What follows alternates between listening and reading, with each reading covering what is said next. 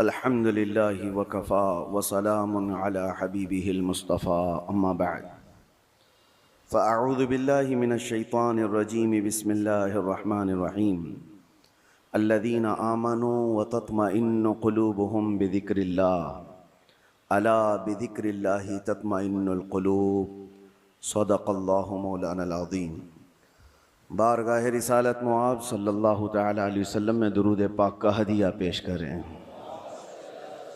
अल्लाहुम्मा सल्लि अला सय्यिदिना मुहम्मदिन मअदनिल जूदि वल करम व आलिहि व अस्हाबिहिल किराम व इब्निहिल करीम व बारिक व सल्लिम सलातन दाइमतन सरमदन अबदा। अज़ीज़ान गिरामी वक़ार, अल्लाह के रसूल सल्लल्लाहु तआला अलैहि वसल्लम इरशाद फरमाते हैं, अला व इन्न फिल जसदि मुदग़तुन इज़ा सलुहत सलुहल जसदु कुल्लुहु व इज़ा फसदत फसदल जसदु कुल्लुहु अला वहियल क़ल्ब। हुज़ूर पाक सल्लल्लाहु तआला अलैहि वसल्लम का फरमान आलीशान है कि आगाह हो जाओ, जिस्म के अंदर गोश्त का एक ऐसा टुकड़ा है, सबके जिस्म के अंदर गोश्त का एक ऐसा टुकड़ा है कि अगर वो सही हो गया तो पूरा जिस्म सही है, और अगर वो बिगड़ गया तो पूरा जिस्म बिगड़ जाएगा। वो क्या है? अला वहियल क़ल्ब। मेरे आका फरमाते हैं आगाह हो जाओ, वो दिल है, वो दिल है। दिल अगर सही रहा तो पूरा जिस्म सही रहेगा। साइंटिफिक तरीके से भी देखा जाए, जिस्मानी या हयातियात बायोलॉजी के एतबार से देखा जाए तो भी जिस्म के अंदर दिल का बड़ा मकाम है। रूहानी एतबार से भी, इस्लामी नज़रिए के एतबार से भी दिल का बड़ा मकाम है। उसको रईसुल आज़ा कहा गया है। सारे आज़ा का, हमारे सारे बॉडी के पार्ट्स का बादशाह है।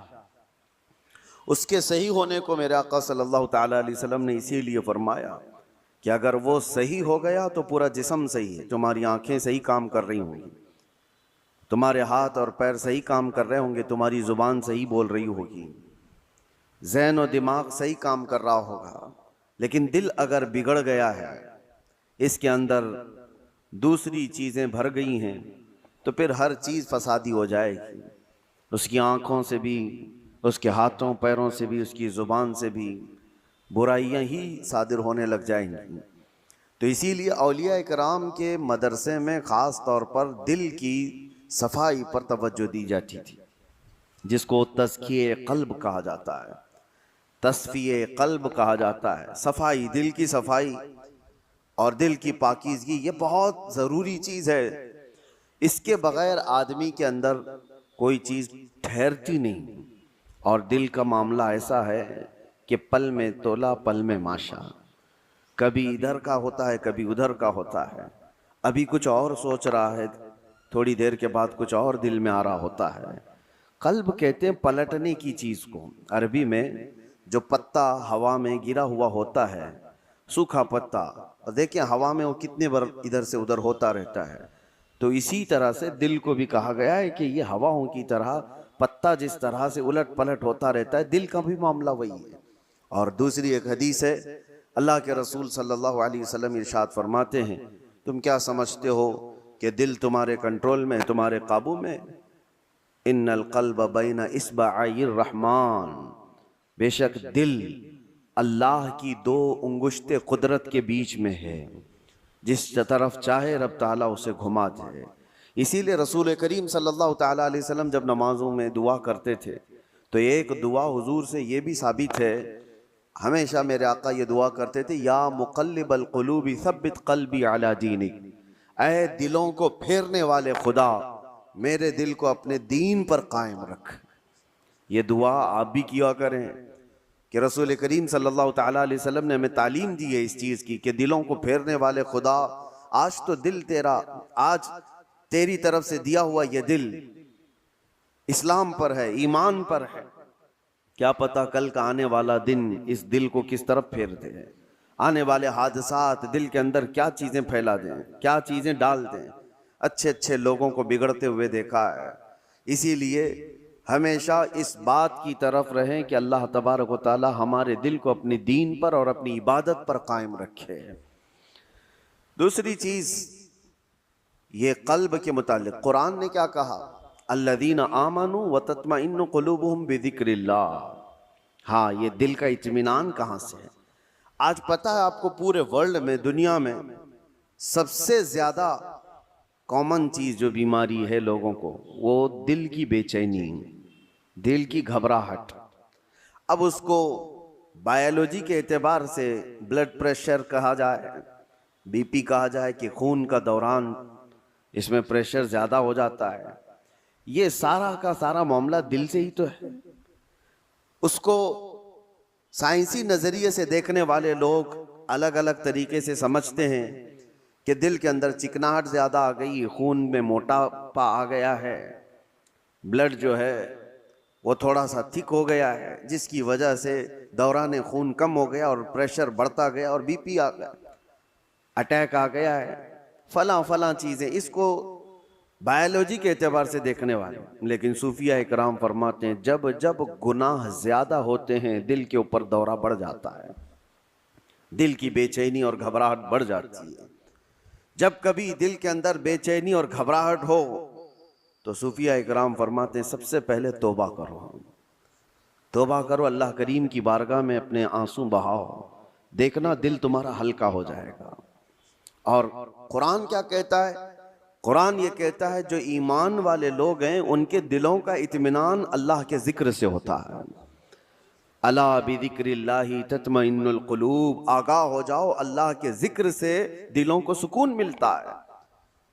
और यहाँ हाल ये है कि जो ईमान वाले हैं वो महीनों हो जाता है अल्लाह का जिक्र नहीं करते, तो फिर दिल को उन्होंने बेचैन ही तो रखा है, दिल को ग़िज़ा नहीं दी है, दिल को ऐसी आवारा छोड़ रखा है। अरे मियाँ, जिस्म को सुबह से लेकर रात तक खाना न दो तो ये निढाल हो जाता है, चक्कर आने लग जाते हैं। अगर 2-3 दिन खाना ना दिया जाए तो जिस्म तो खत्म ही हो जाता है। तो जब जिस्म कमजोर होता है बगैर ग़िज़ा के, तो दिल भी कमजोर होता है बगैर ग़िज़ा के। और दिल की ग़िज़ा है अल्लाह का जिक्र। अल्लाह का जिक्र जब जब हो तो ये दिल को पावरफुल बनाता है, दिल के अंदर मजबूती आती है।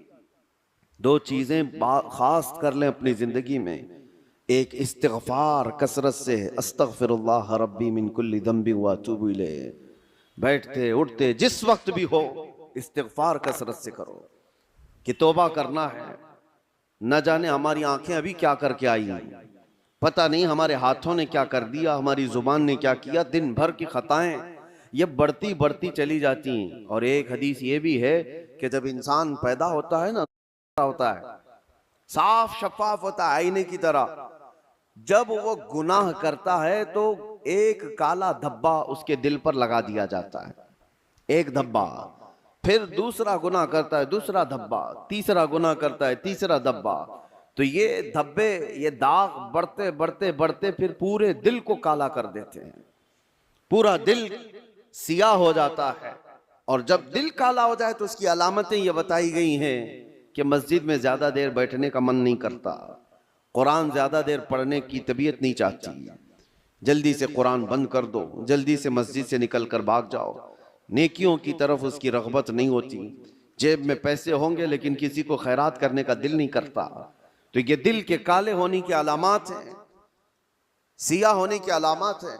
ये एक्सरा मशीन से और सोनोग्राफी से मालूम होने वाली चीजें नहीं है, ये अल्लाह के नबी सल्लल्लाहु तआला अलैहि वसल्लम ने बयान फरमाया। अब उसके इलाज की तरफ हमें तवज्जो देनी है। आज दुनिया ने हमारे दिलों को अपने रंगीन गुनाहों से सियाह कर ही दिया है। देखें, हम सुबह से शाम तक जिन कामों में मसरूफ हैं, अब आज सबसे ज्यादा हमारे पास कोई चीज मशगूल है तो वो हमारा टीवी स्क्रीन, मोबाइल स्क्रीन। न जाने वो किन किन चीजों को दिखाते हुए हमारी आंखों को खरीद जाते हैं, कंट्रोल भी नहीं रह पाता, इसीलिए दिल पर बोझ बढ़ता जा रहा है।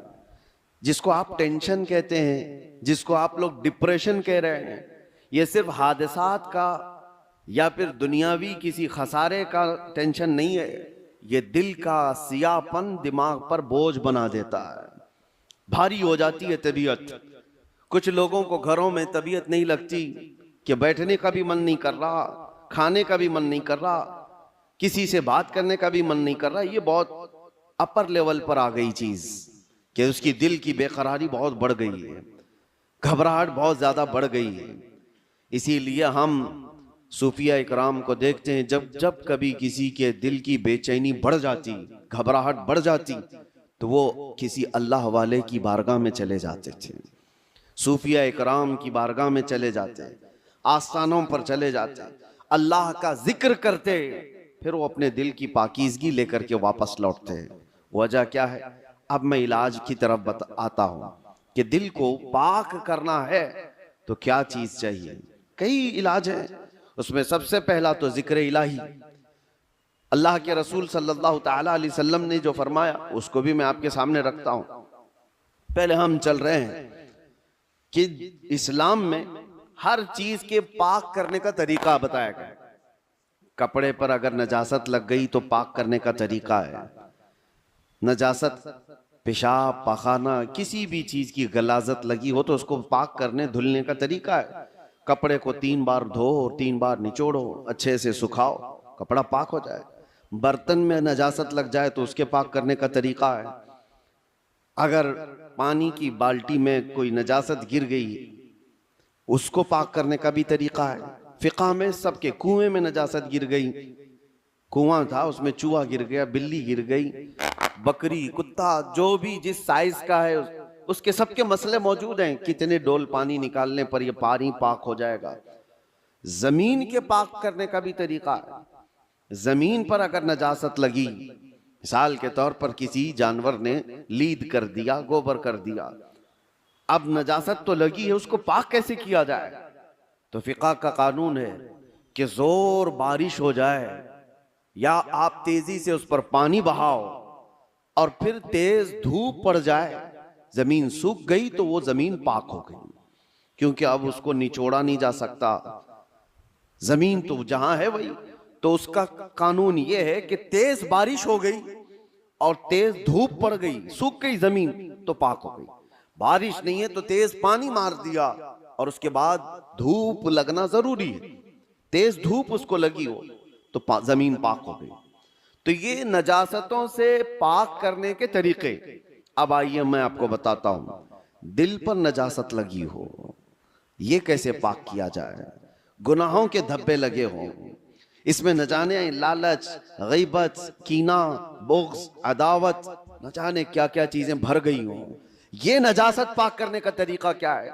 मौलाना जलालुद्दीन रूमी मसनवी शरीफ के मुसन्निफ फरमाते हैं, दिल को पाक करने का तरीका वैसी ही है जैसे जमीन को पाक करने का तरीका है।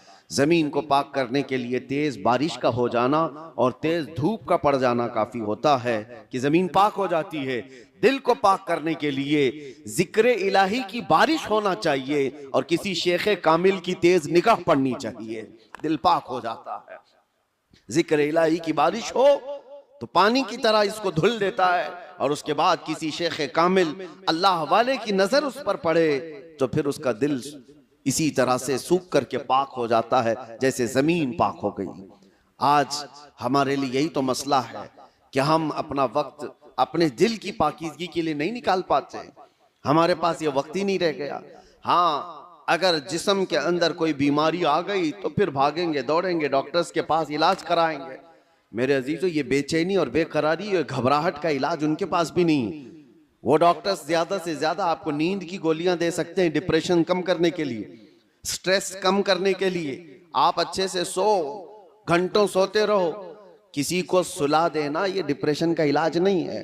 और कुछ तो डॉक्टर्स के पास जाकर डिप्रेशन का इलाज गोलियों से लेकर के आ गए और कुछ अपने हाथों इलाज करने के लिए सिगरेट पीने लग गए, अपने हाथों इलाज करने के लिए वो बीड़ी गुटखा खाने लग गए। उनको ये लगता है कि जैसे ही डिप्रेशन होगा, टेंशन होगा, सिगरेट फूंकूंगा तो टेंशन फ्री।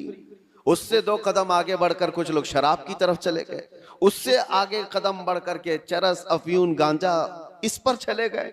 इन सब से पूछो तो एक ही जवाब देते हैं, टेंशन फ्री हो जाते हैं ये लेकर के।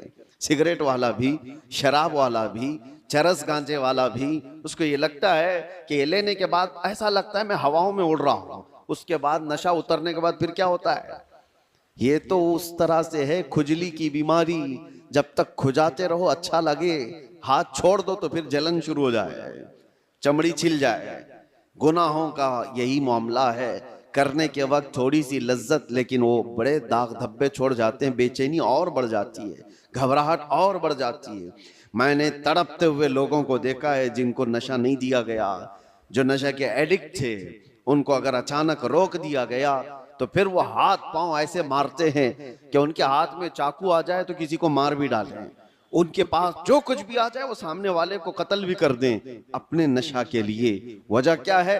दिल को इतना बेचैन और बेकरार कर दिया उन्होंने दुनियावी ये गलाजतों से इलाज करने के चक्कर में कि वो दिल की बेचैनी हाई लेवल पर बढ़ गई।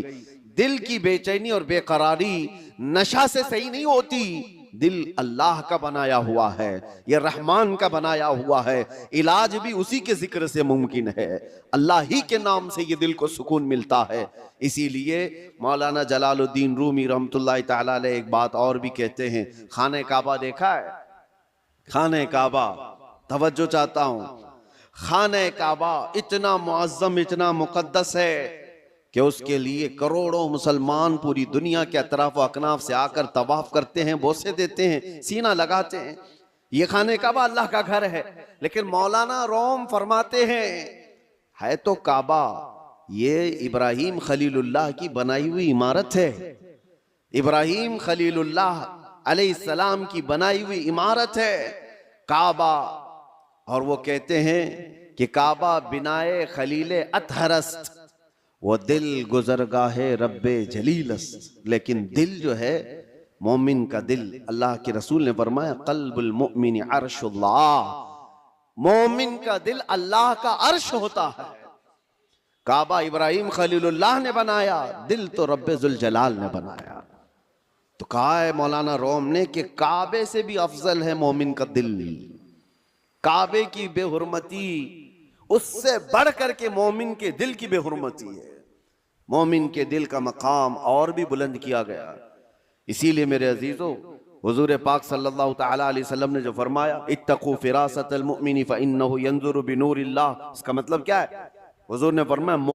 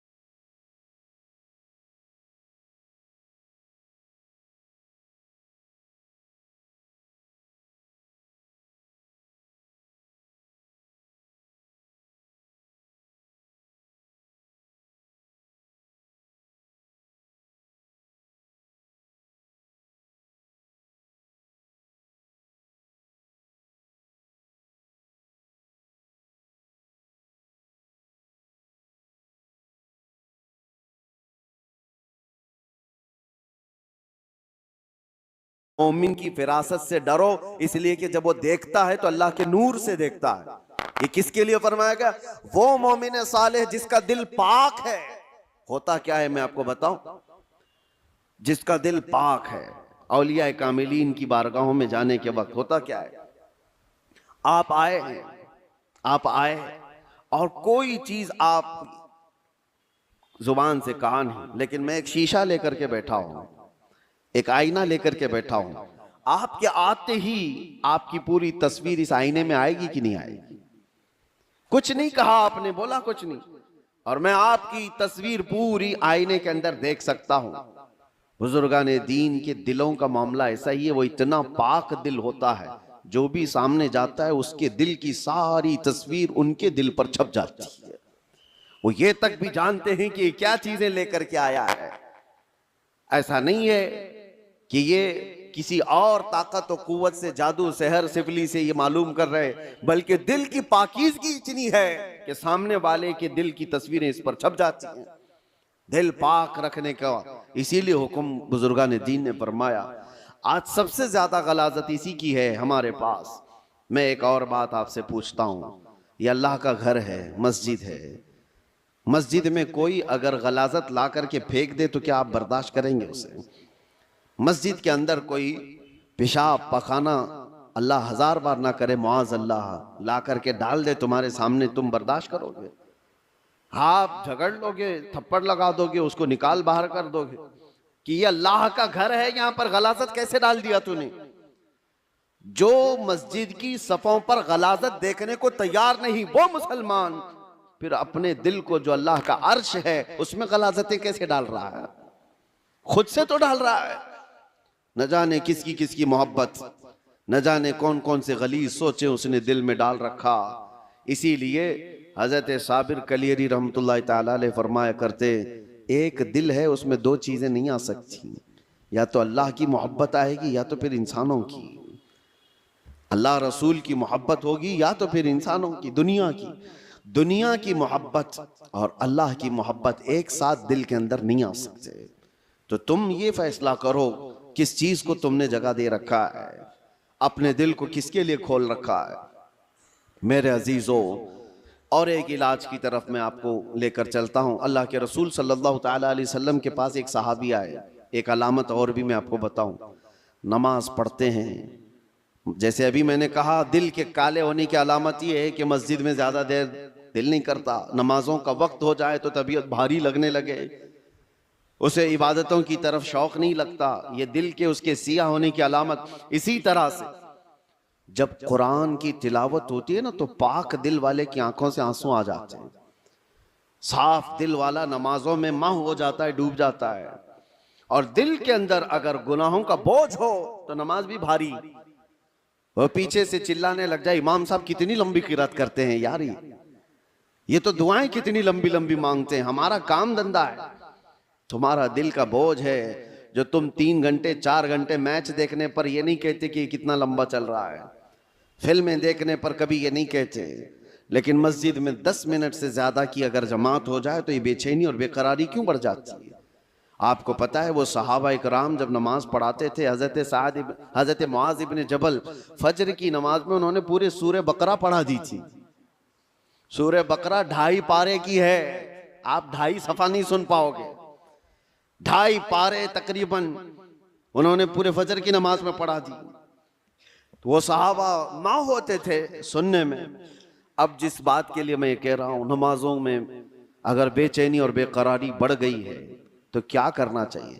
एक सहाबी आए थे हुजूर की बारगाह में, यूं कहा, या रसूल अल्लाह सल्लल्लाहु अलैहि वसल्लम, दूसरे लोग सब जो आपके पीछे नमाज पढ़ते हैं तो रोते हैं, गिड़गिड़ाते हैं, अल्लाह को याद करते हैं, मुझे रोना नहीं आता, कुरान पढ़ने पर मुझे अश्क नहीं आते।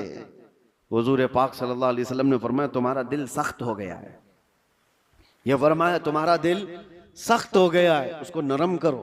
कहा क्या करूं? क्या इलाज मेरे आका ने बयान किया।